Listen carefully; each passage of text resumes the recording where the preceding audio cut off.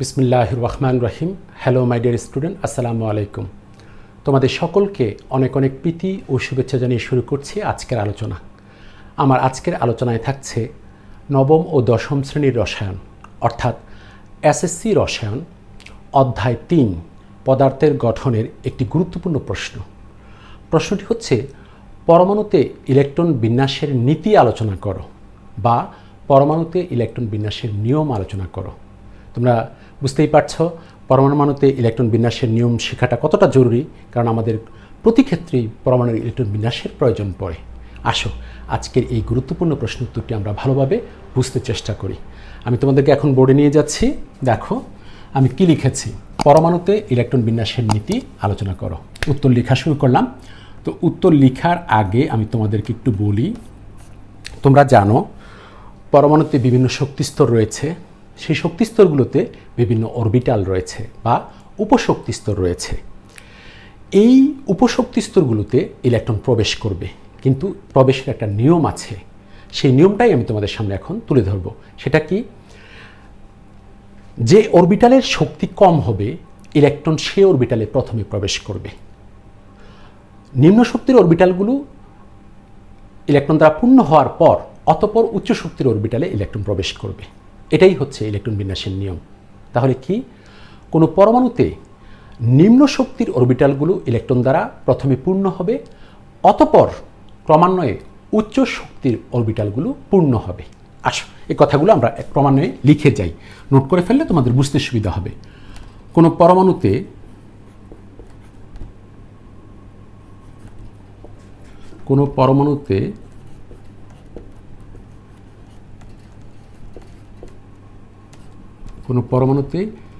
নিম্ন শক্তির অরবিটালগুলো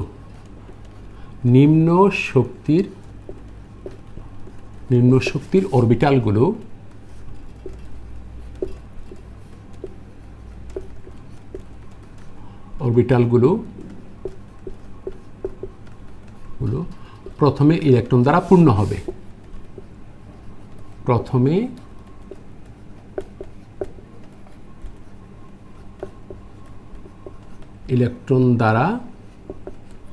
পূর্ণ হবে।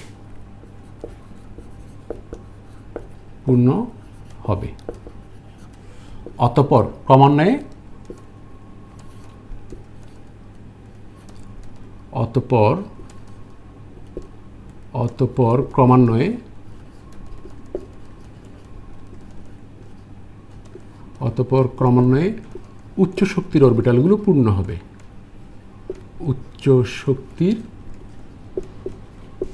অরবিটালগুলো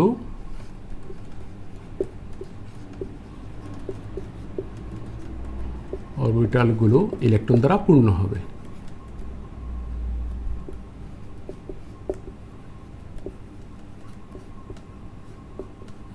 ইলেকট্রন দ্বারা পূর্ণ হবে। লক্ষ্য করে আমি কি লিখেছি, কোনো পরমাণুতে নিম্ন শক্তির অরবিটালগুলো প্রথমে ইলেকট্রন দ্বারা পূর্ণ হবে, অতঃপর ক্রমান্বয়ে উচ্চ শক্তির অরবিটালগুলো ইলেকট্রন দ্বারা পূর্ণ হবে।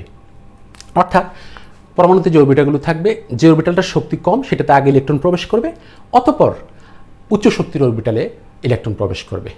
তাইলে আমরা এই কথাটা আবার লিখব, অর্থাৎ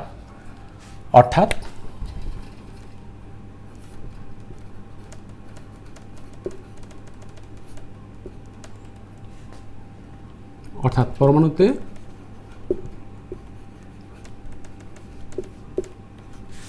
প্রথমে নিম্ন শক্তির অরবিটাল, কোনো পরমাণুতে নিম্ন শক্তির অরবিটালগুলো প্রথমে ইলেকট্রন দ্বারা পূর্ণ হবে, অতঃপর ক্রমান্বয়ে উচ্চ শক্তির অরবিটালগুলো ইলেকট্রন দ্বারা পূর্ণ হবে। অর্থাৎ পরমাণুতে প্রথমে নিম্ন শক্তির অরবিটালে ইলেকট্রন প্রবেশ করবে,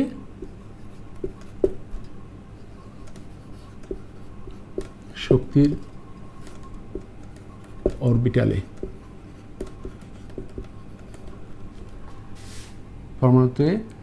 পরমাণুতে প্রথমে নিম্ন শক্তির অরবিটালে ইলেকট্রন প্রবেশ করবে,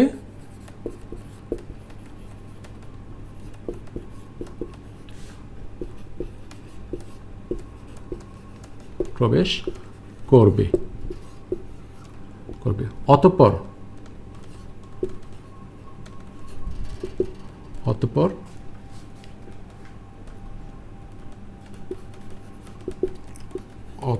উচ্চ শক্তির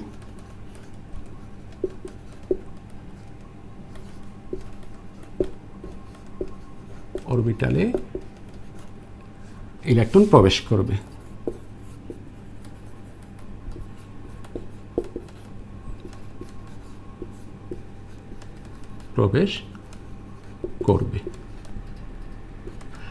এটাই হচ্ছে পরমাণুর ইলেকট্রন বিন্যাসের নিয়ম। এখন প্রশ্ন জাগে, স্যার আমি জানবো কিভাবে কোন অরবিটালটি নিম্ন শক্তির? হ্যাঁ, এটার সমাধান আছে, আমরা এটা লিখব। জানো কোন অরবিটালটি নিম্ন শক্তির?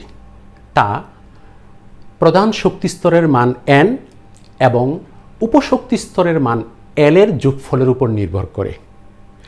যে অরবিটালের n+l এর মান কম, সেই অরবিটালটি নিম্ন শক্তির অরবিটাল হবে এবং ইলেকট্রন সেই অরবিটালে প্রথম প্রবেশ করবে। আসো আমরা সেই কথাটা লিখি। অতঃপর উচ্চ শক্তির অরবিটালে ইলেকট্রন প্রবেশ করবে। এরপর লিখব দুটি অরবিটালের মধ্যে, দেখো দুটি অরবিটালের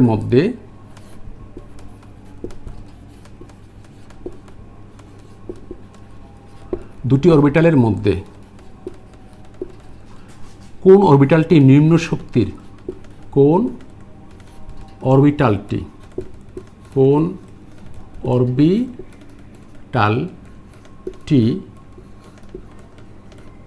নিম্ন শক্তির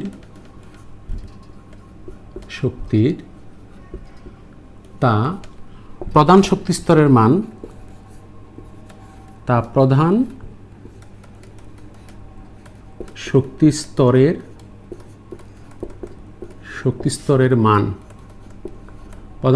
স্তরের মান তোমরা জানো এটা n দ্বারা প্রকাশ করা হয়। প্রধান শক্তি স্তরের মান এবং উপশক্তি স্তরের মান এই যে স্মল এল, উপশক্তি স্তরের মান কিন্তু স্মল এল দ্বারা প্রকাশ করা হয় এবং উপশক্তি স্তরের মানের যোগফলের উপর নির্ভর করে। দেখি আমি কি লিখেছি, দুটি অরবিটালের মধ্যে কোন অরবিটালটি নিম্ন শক্তির তা প্রধান শক্তি স্তরের মান n এবং উপশক্তি স্তরের মান l এর যোগফল হতে জানা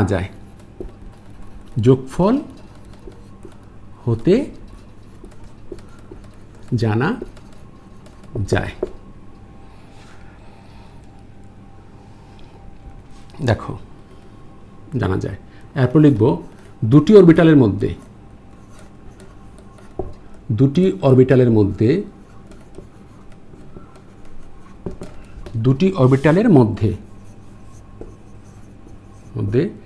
যে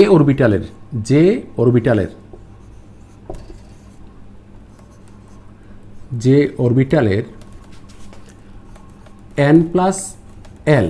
n+l এর মান কম সেটি কম শক্তি সম্পন্ন। সেটি কম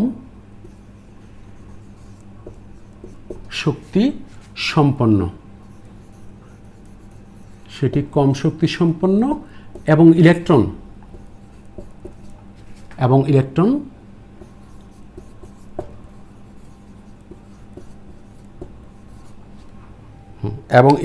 প্রথমে সেই অরবিটালে প্রবেশ করবে। দেখো দুটি অরবিটালের মধ্যে যে অরবিটালের n+l এর মান কম সেটি কম শক্তি সম্পন্ন এবং ইলেকট্রন সেই অরবিটালে প্রবেশ করবে। আচ্ছা আমি একটু দেখে নিই কি লিখেছি। কোনো পরমাণুতে নিম্ন শক্তির অরবিটালগুলো প্রথমে ইলেকট্রন দ্বারা পূর্ণ হবে, অতঃপর ক্রমান্বয়ে উচ্চ শক্তির অরবিটালগুলো ইলেকট্রন দ্বারা পূর্ণ হবে। অর্থাৎ পরমাণুতে প্রথমে নিম্ন শক্তির অরবিটালে ইলেকট্রন প্রবেশ করবে, অতঃপর উচ্চ শক্তির অরবিটালে ইলেকট্রন প্রবেশ করবে। দুটি অরবিটালের মধ্যে কোন অরবিটালটি নিম্ন শক্তির তা প্রধান শক্তি স্তরের মান n এবং উপশক্তি স্তরের মান l এর যোগফল হতে জানা যায়। দুটি অরবিটালের মধ্যে যে অরবিটালের n+l এর মান কম সেটি কম শক্তি সম্পন্ন এবং ইলেকট্রন সেই অরবিটালে প্রবেশ করবে। মুছে ফেললাম এটা। দেখো কি লিখেছি, এবং ইলেকট্রন সেই অরবিটালে প্রবেশ করবে এবং ইলেকট্রন সেই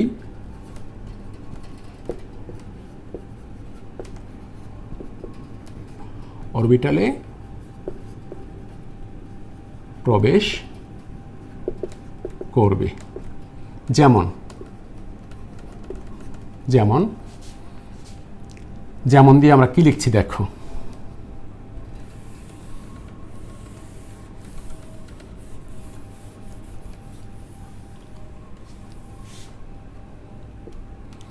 যেমন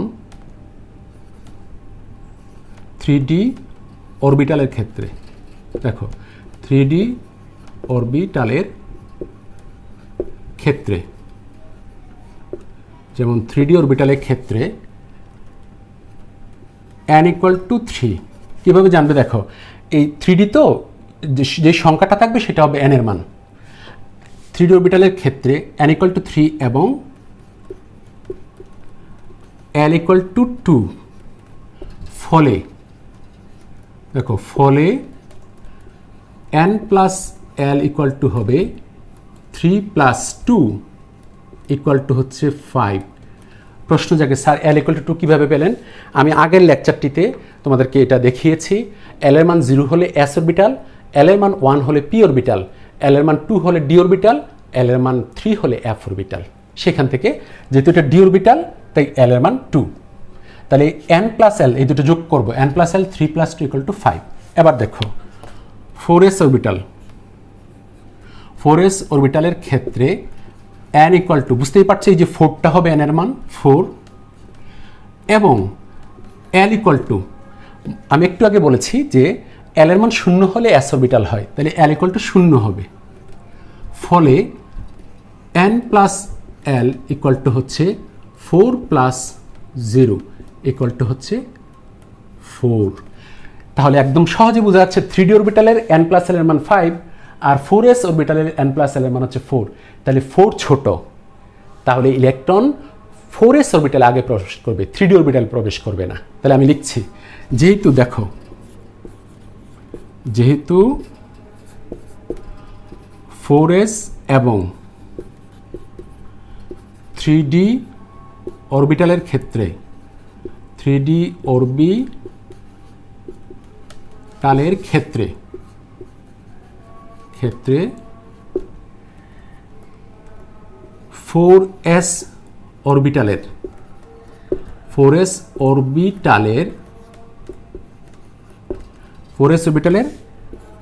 n + l এর মান কম, তাই 3D এবং 4s অরবিটালের মধ্যে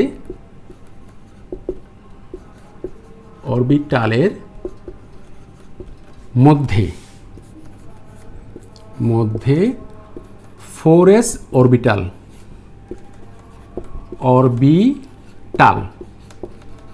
কম শক্তি সম্পন্ন। তোমরা আমার সাথে সাথে নোট করে ফেলবে, 4s অরবিটাল কম শক্তি সম্পন্ন এবং ইলেকট্রন 4s অরবিটালে প্রবেশ করবে এবং ইলেকট্রন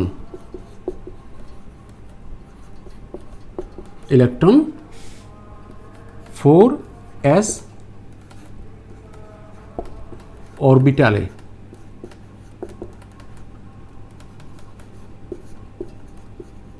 প্রবেশ করবে। এই যে কম শক্তি সম্পন্ন হবে এবং ইলেকট্রন 4s অরবিটালে প্রবেশ করবে। আবার হ্যাঁ, এটুকু আশা করি তোমাদের লেখা হয়ে গেছে। এরপর আমি লিখবো এটা আবার দুটি অরবিটালের, দেখো আবার দুটি অরবিটালের এমন হতে পারে না, দুটি অরবিটালের n + l এর মান তুমি নির্ণয় করলে, দুটি অরবিটালে n + l এর মান নির্ণয় করলে, তো দুইটার সমান হয়ে গেল। তাইলে কি হবে? দুটো যদি সমান হয়ে যায় তাহলে যে অরবিটালের প্রধান শক্তি স্তরের মান কম সেইটা কম শক্তি সম্পন্ন হবে, সেটা আমরা এখন লিখব। আবার দুটি অরবিটালের মধ্যে, দুটি অরবিটালের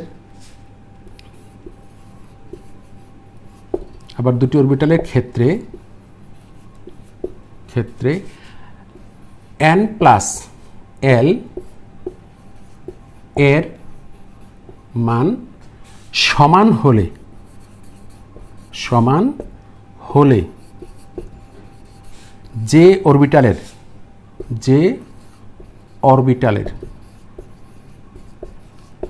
অরবিটালের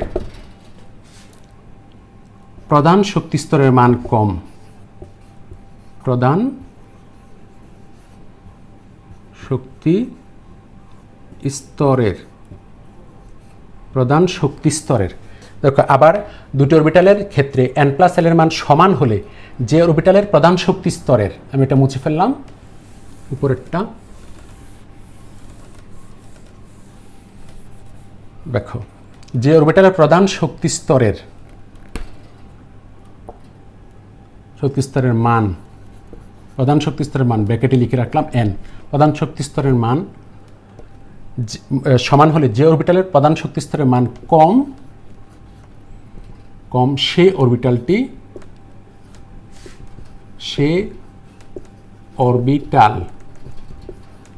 অরবিটালটি কম শক্তি সম্পন্ন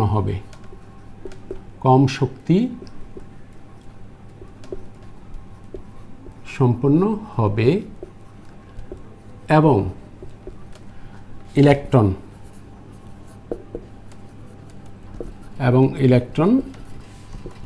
প্রথমে সেই অরবিটালে প্রবেশ করবে, সেই অরবিটালে প্রবেশ করবে। যেমন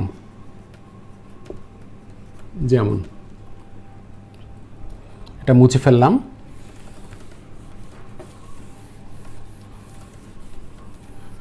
দেখো যেমন 3p এবং দেখো 3p অরবিটালের ক্ষেত্রে, 3t অরবিটালের ক্ষেত্রে দেখো n equal to 3, কিভাবে দেখো এই যে p এর পাশে 3 আছে এই জন্য n equal to 3, এবং l equal to 1, একটু আগে বলেছি l এর মান 1 হলে p অরবিটাল, যেহেতু p orbital l equal to 1, তাহলে 3p অরবিটালের ক্ষেত্রে n equal to 3 এবং l equal to 1,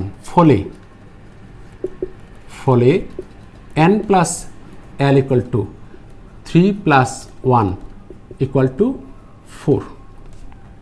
আবার দেখো 4s অরবিটালের ক্ষেত্রে n equal to 4, এই যে এটা 4s এর পাশে 4, এই জন্য n equal to 4, এবং l equal to 0, দেখো l equal to 0 হলে s অরবিটাল হয়, এই যে s, এই জন্য l equal to 0, ফলে n plus l equal to 4 plus 0 equal to 4।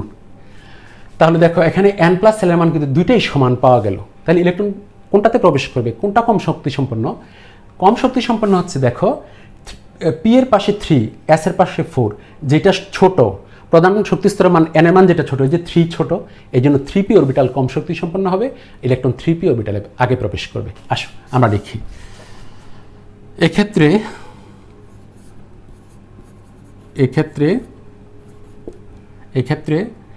3p এবং 4s উভয় অরবিটালের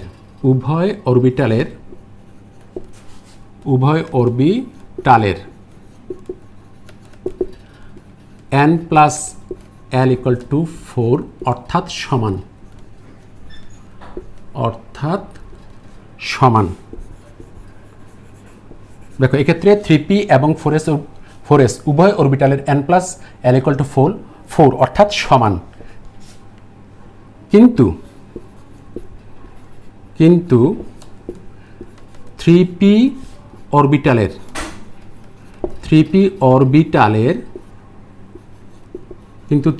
অরবিটালের প্রধান শক্তি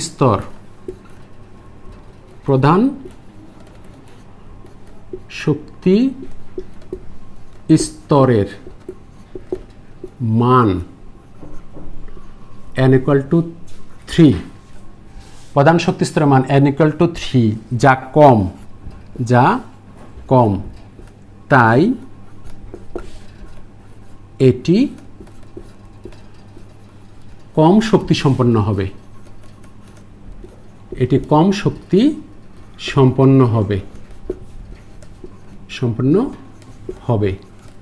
এবং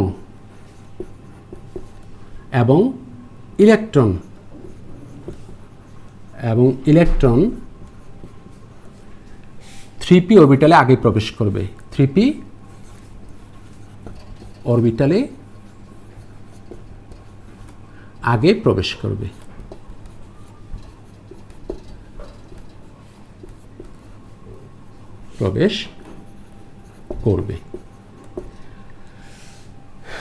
তো এইভাবে যদি আমরা সবগুলো অরবিটালের এরকম মান বের করি, তাহলে কোনটাতে আগে যাবে কোনটাতে পরে যাবে এইভাবে আমরা বের করতে পারবো। কিন্তু সারাক্ষণ বসে বসে বের করবো এরকম না, একটা নিয়ম দিয়ে সেটাকে মনে রাখা যায়, সেটা আমরা এখন লিখব। দেখে এবং ইলেকট্রন 3p অরবিটালে আগে প্রবেশ করবে। এই নিয়ম অনুসারে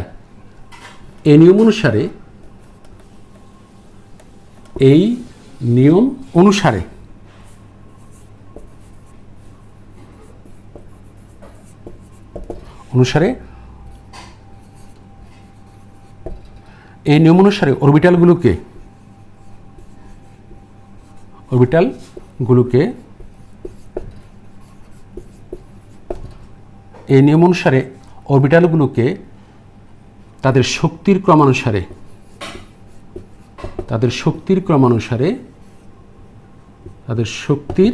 দেখো এই নিয়ম অনুসারে অরবিটালগুলোকে তাদের শক্তির, এই জায়গাটা মুছে ফেলবো, এখন মুছে ফেললাম, আশা করি তোমরা লিখে নিয়েছো। মুছে ফেললাম।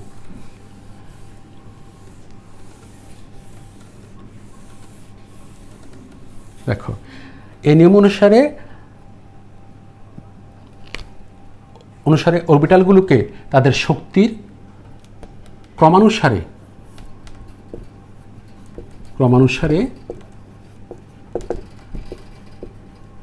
নিম্নরূপে সাজানো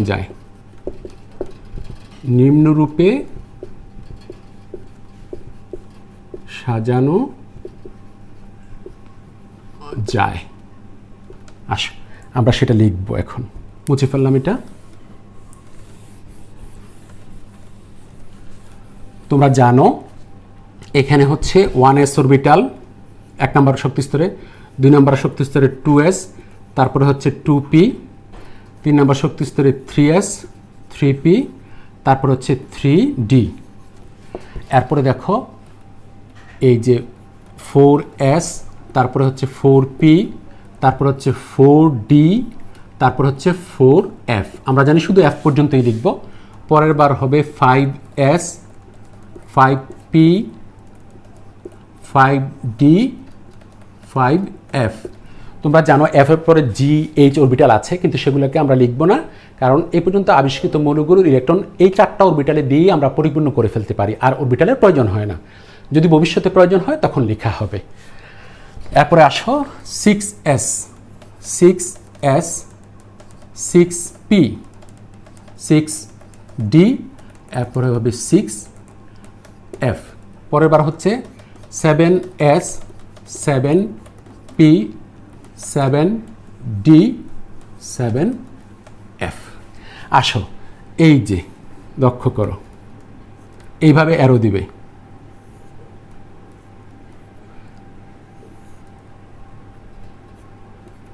এই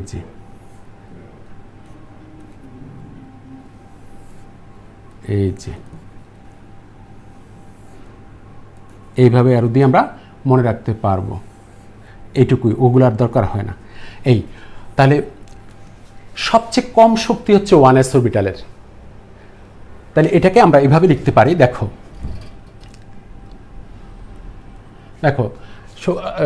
পরমাণুতে মানে ক্রমানুসারে নিম্নরূপে লেখা যায়। এই যে লিখলাম, সবচেয়ে কম শক্তি হচ্ছে 1s এর, 1s এর চেয়ে 2s এর শক্তি বেশি। যেহেতু 1s এর শক্তি কম, ইলেকট্রন 1s এ আগে প্রবেশ করবে, স্বাভাবিক। এখন দেখো এটাকে আমরা এইভাবে লিখতে পারি, এই জায়গাটার মধ্যে এই লক্ষ্য করো 1s greater than 2s greater than 2p, এরপরে গ্রেটার দেন হচ্ছে 3s, গ্রেটার দেন 3s এর পরে শক্তি বেশি হচ্ছে 3p, তারপর 3p এর পরে গ্রেটার দেন হচ্ছে দেখো 3p এর পরে হচ্ছে 4s, এরপরে হচ্ছে 4s এর পরে 3d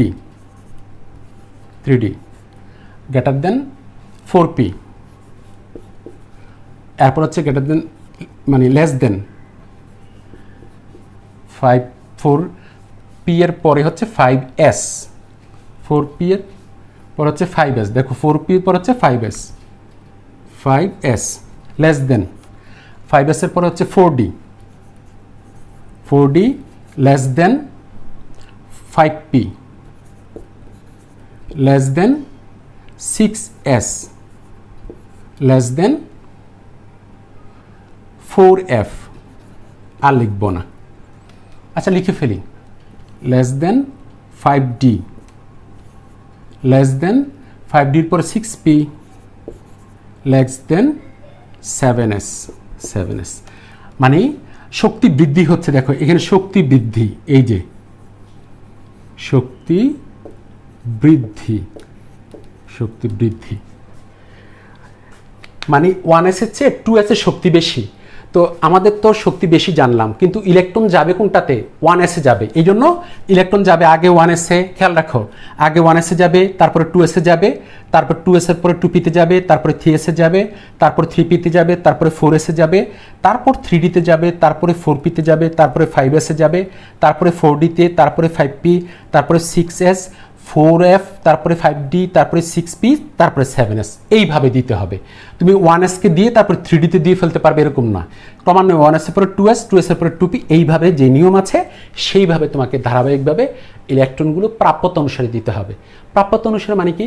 1s অরবিটালে 2টা থাকতে পারে, তাহলে তোমাকে ম্যাক্সিমাম 2টা দিতে পারবে। p অরবিটালে 6টা থাকতে পারে, আমি কিন্তু এর আগের ক্লাসটাতে এটা ব্যাখ্যা করেছি। d অরবিটালে 10টি থাকতে পারে, f অরবিটালে 14টি থাকতে পারে। তাহলে আজকে এই পর্যন্তই থাকবে। আমরা অরবিটালগুলো বিভিন্ন শক্তিস্তরে সাজিয়ে কোন অরবিটালে আগে ইলেকট্রন প্রবেশ করবে তা পর্যন্ত শিখলাম, নীতিটা শিখে ফেললাম। আমি নেক্সট ক্লাসে তোমাদেরকে বিভিন্ন মৌলের ইলেকট্রন বিন্যাস লিখে দেখাবো এবং কিছু ব্যতিক্রম আছে সেগুলোও জানাবো। নেক্সট ক্লাসে আমি বিভিন্ন মৌলের ইলেকট্রন বিন্যাস দেখাবো এবং কিছু যে ব্যতিক্রম রয়েছে সে নিয়ে আলোচনা করব। তাহলে আজকে এই পর্যন্তই, অর্থাৎ ইলেকট্রন বিন্যাসের নীতি এবং কোন অরবিটালের শক্তি কম, ইলেকট্রন প্রথমে কোনটাতে আগে যাবে সে নিয়ে আলোচনা করে আমরা এই পর্যন্ত পৌঁছলাম। আলহামদুলিল্লাহ, আজকে এই পর্যন্তই থাকবে। ইনশাআল্লাহ আমি আগামী ক্লাসে যে প্রশ্নগুলো কথা বলেছি সেগুলো নিয়ে উপস্থিত হব। সে পর্যন্ত তোমরা ভালো থেকো, সুস্থ থেকো। আল্লাহ হাফিজ, ফি আমানিল্লাহ। ধন্যবাদ সকলকে।